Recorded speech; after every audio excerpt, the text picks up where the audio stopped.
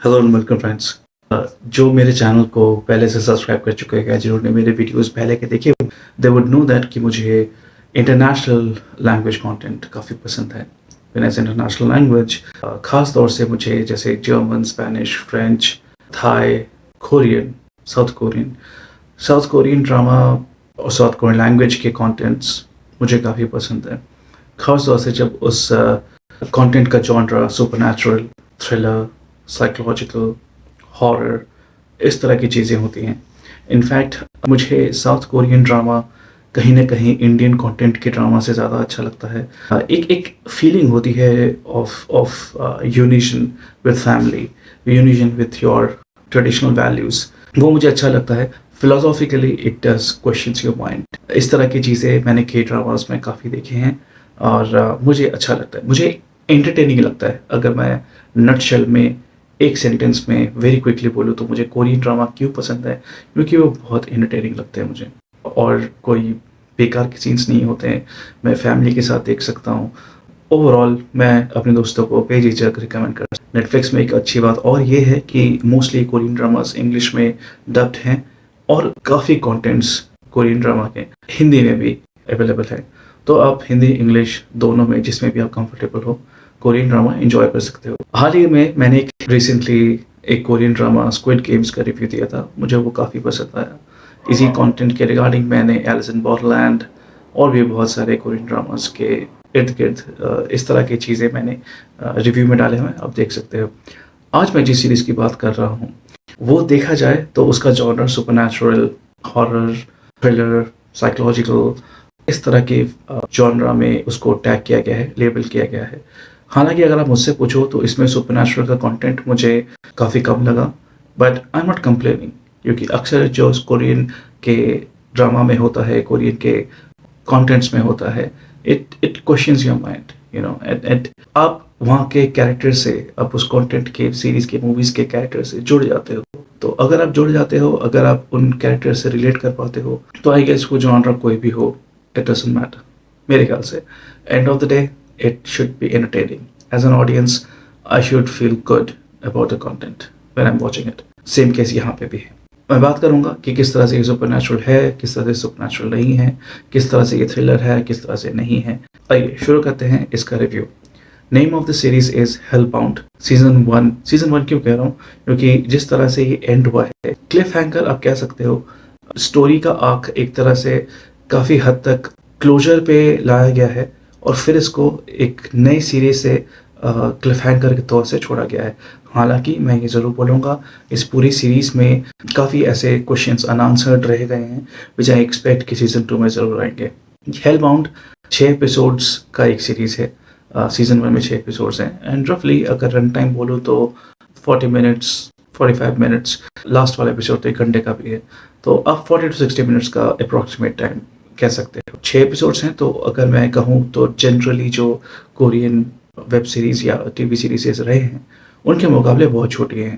हेलबाउंड में अगर मैं उसकी फ़िलोसॉफी की बात करूँ, उसके कॉन्सेप्ट्स की बात करूँ विदाउट गिविंग मच स्पॉयलर्स, तो हेलबाउंड क्या कहना चाहता है आपसे? हेलबाउंड में आपको ये कहना चाहता है कि साउथ कोरिया में एक तरह से एक आकाशवाणी होती है। आकाशवाणी होती है, फलाना बंदा मर जाएगा। तो जैसे सपोज़ कीजिए कि कोई एक इंसान एक कॉफ़ी शॉप में चाय पी रहा है, कॉफ़ी पी रहा है और अचानक उसको आसमान से एक बड़ा सा फेस अपीयर होता है और वो फेस अजीब सी आवाज़ में, भयानक सी आवाज़ में कहता है कि आपका समय फलाने तारीख को ख़त्म हो जाएगा।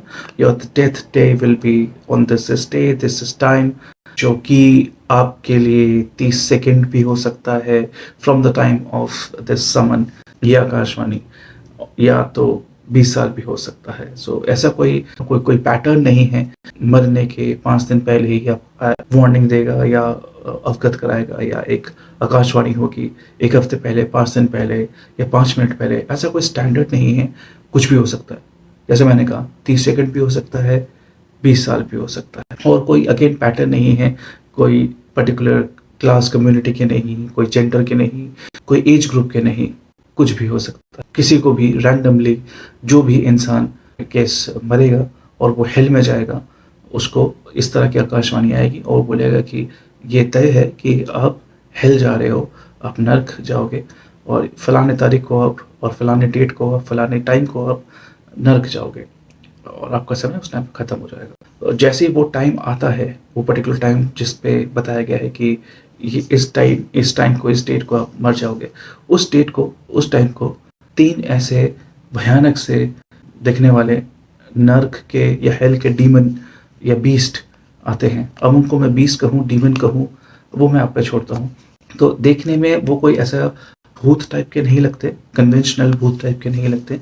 वो 3 हट्टे-कट्टे बड़े से मुश्तंडे जैसे किसी क्लब के बाउंसर्स हों, गोरिल्ला टाइप के, किंग कॉन्ग टाइप के वो कुछ जानवर से लगते हैं। कुछ हल्का सा धुआँ सा निकलता रहता है, ग्रेइश कलर के होते हैं। देख के लगता है कि वो शायद धुएँ से बने हैं या कुछ मांस से बने, मसल से बने हैं।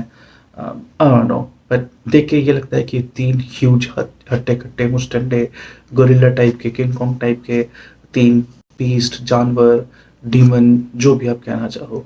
तो ये 3 एंटिटी अचानक से अपीयर होती है इंसान को, जिसके लिए ये भविष्यवाणी या आकाशवाणी हुई है कि आप फलाने तारीख को, फलाने टाइम को आप मर जाओगे। उसको पकड़ के पीटते हैं, बहुत पीटते हैं, मतलब नोचते हैं, तोड़ते हैं, हाथ-पैर तोड़ देते हैं, बहुत मारते हैं उसको। और जब मार-मार के वो एक तरह से ऑलमोस्ट अधमरा सा ही हो जाता है, फिर उसकी सोल को सक करके ले जाते हैं।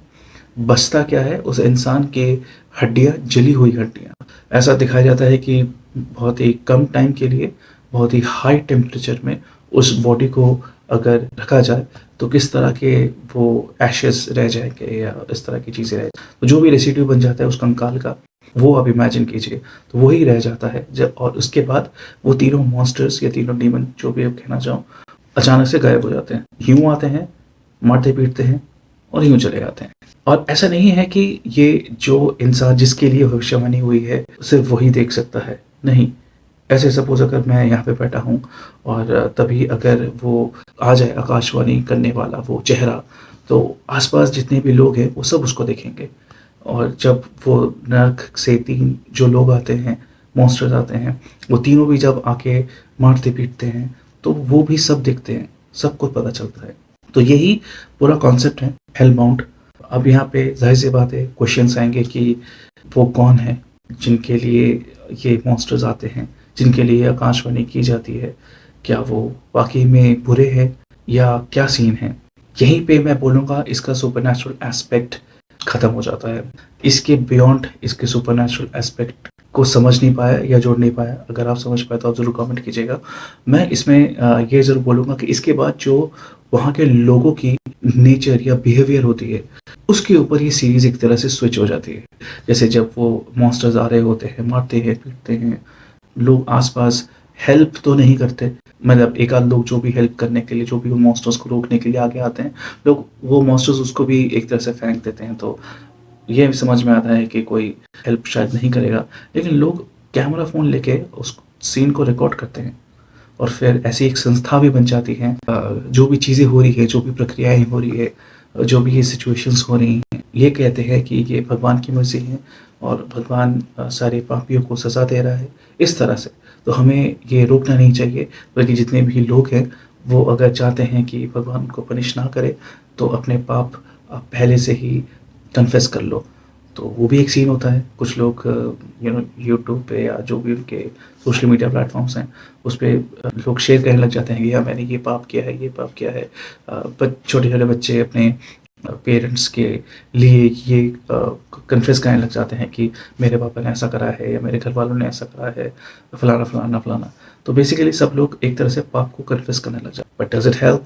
ये आप सीरीज़ देख के बताइए। बट हाँ, मैं ये बोलूँगा लास्ट में ऐसे भी एक चीज़ आती है जो हमें क्वेश्चन करने पे मजबूर हो जाती है, और इस खास तौर से इस संस्था को क्वेश्चन करने पे मजबूर हो जाती है कि अगर ये है, मैं वो सिचुएशन क्या है नहीं बता पाऊँगा, नो स्पॉयलर्स, बट अगर ऐसा सीन है, उस पर्टिकुलर इंसान को या उस पर्टिकुलर जो भी वो हैं, उनको अगर पापी मान के उनके लिए आकाशवाणी हुई है, तो ज़ाहिर-सी बात है सभी पापियों के लिए ये सज़ा नहीं है, ये कुछ और बात है।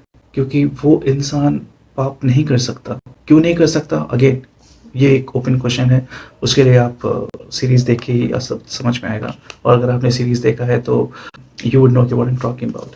तो इस तरह की, जैसे मैंने कहा स्टार्टिंग के ही इस वीडियो में, कि it questions your mind, it questions yourself कि क्या सही है, क्या बुरा है, क्यों हो रही है ये चीज़ें, इन अ पॉजिटिव वे। मतलब ऐसा नहीं कि अरे ये सीरीज़ में क्यों देख रहा हूँ, नहीं ऐसा नहीं है, in a good way, in a good entertaining way. Overall मैं बोलूँगा इस मूवी में, इस सीरीज़ में, हाँ कुछ लूप होल्स हैं, कुछ प्लॉट होल्स हैं, स्टोरी में एकदम मास्टरपीस या बेस्ट नहीं बोलूँगा, विजुअल्स बहुत अच्छे हैं, ओवरऑल मैं बोलूँगा एंटरटेनिंग है। और जब मुझे पता चला कि इस सीरीज़ के डायरेक्टर वही हैं जिन्होंने ट्रेन टू बुसान बनाया था, train to Busan is one of the great movies, मैं बोलूँगा ज़ॉम्बी मूवीज़ में, और उन्होंने ट्रेन टू बुसान की सीक्वल जो ट्रेन टू पेनिनसुला है वो भी बनाई थी इन्होंने। ऑल द पेनिनसुला मुझे उतनी खास नहीं लगी, उसका भी रिव्यू मैंने दिया हुआ, आप देख सकते हो। I was kind of excited क्योंकि मुझे ट्रेन टू बुसान अच्छी लगी थी। हेलबाउंड भी ट्रेन टू बुसान जैसी अच्छी तो नहीं है, बट हाँ I like it, I find it entertaining and I would surely recommend it to you guys. अगर आपने ये मूवी देखी है, सीरीज देखी है, आपका क्या कहना है इस सीरीज के बारे में, आप शेयर कीजिए अपने ओपिनियंस कमेंट्स में। एंड अगर आप भी मेरा सीजन 2 का वेट कर रहे हो तो I would say it's going to be available in the winter next year, winter 2022 पे सीजन 2 हेल्पबाउंड आ जाएगी। तब तक आप जरूर सीजन 1 देखिए अपने प्रेफर्ड लैंग्वेज में, इंग्लिश या हिंदी में, on Netflix. And of course, if you like the way I talk about these movies and series and recommend it to you guys, please press like and subscribe कीजिए अगर ये face आप पहली बार देख रहे हैं। बेल आइकन जरूर दबाना सो दैट मैं जब भी कोई वीडियो अपलोड करूँ आपके स्क्रीन पे आ जाऊँ। That's all me for now. Take care. Bye. I'll see you in another video.